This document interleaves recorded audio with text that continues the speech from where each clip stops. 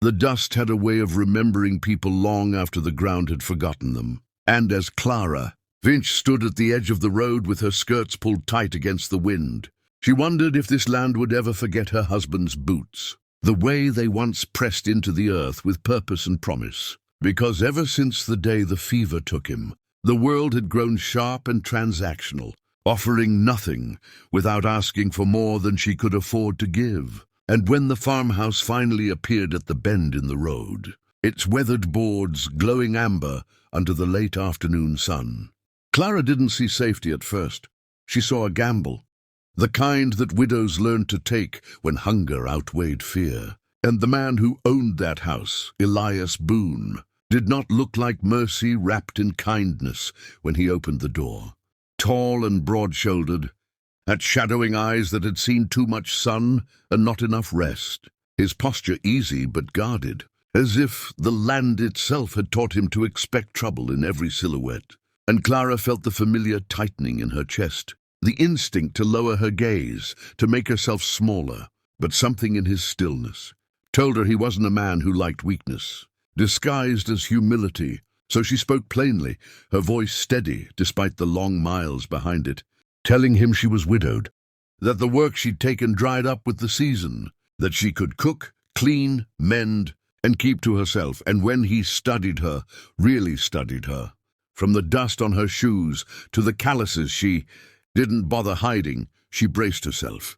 For the terms she'd heard too many times before, the ones that came with looks that lingered too long, and smiles that meant debt. But instead, he surprised her by chuckling softly, not cruelly, not hungrily, just a brief sound of amusement that made the tension in his shoulders loosen. And he said she could stay if her cooking was good, which already felt like an unexpected kindness. But then he added, with a glint of something playful in his eyes, that it wouldn't work unless she seasoned it with laughter too. And Clara almost laughed right then, not because it was funny, but because no man had ever asked her for laughter, like it was nourishment rather than currency. And that was how she came to stand in his kitchen an hour later, sunlight pouring through thin curtains, the room warm with the scent of iron and old wood, stirring a pot with hands that had fed more sorrow than joy these past years, while Elias leaned against the counter watching her, not with suspicion, but curiosity, asking where she'd learned to cook like that. And she told him about her mother, about Sundays that smelled of bread and stories, and without realizing it she smiled, really smiled, and when he caught it, something shifted between them, quiet and unspoken, like the first note of a song you don't yet recognize but already know you'll remember.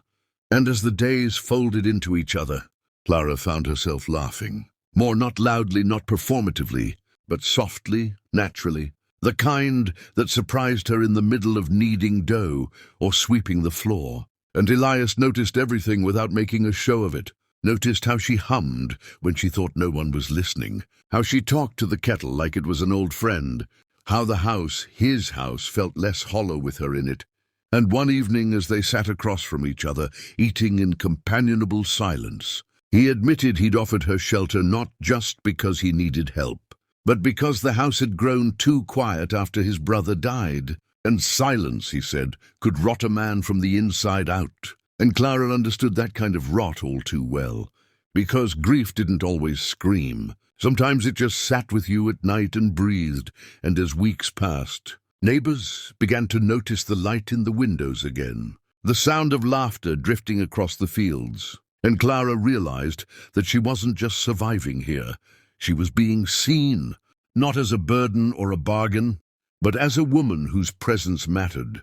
And when Elias teased her about burning biscuits and she teased him back, about his stubborn refusal to replace a broken fence post, something alive and fragile began to take shape between them, something neither named out loud because naming things made them vulnerable. And yet the land had a way of testing what it allowed to grow, because one afternoon a man rode up to the house with a smirk. Clara recognized instantly, the kind that came with expectations she'd sworn never to meet again. And as Elias stepped forward, calm but unyielding, Clara understood that shelter wasn't just a roof, it was someone willing to stand between you and the world without asking you to disappear to earn it. And as the rider left, muttering threats and bruised pride, Elias glanced back at her and said, half smiling, that laughter was a powerful seasoning after all. And Clara felt a warmth spread through her chest that had nothing to do with the fire in the stove, because for the first time since she'd buried her husband, she wasn't just being kept alive, she was being invited to live. And if you're listening to this story and feeling that slow pull of hope, that reminder that broken things can still become whole in unexpected places, don't forget to subscribe. Because stories like this, stories about resilience, warmth, and second chances are just getting started. And Chapter 2 will take everything Clara and Elias think they understand about safety, love and laughter, and test it against the hardest truth of all, that choosing happiness is sometimes the bravest risk a person can take.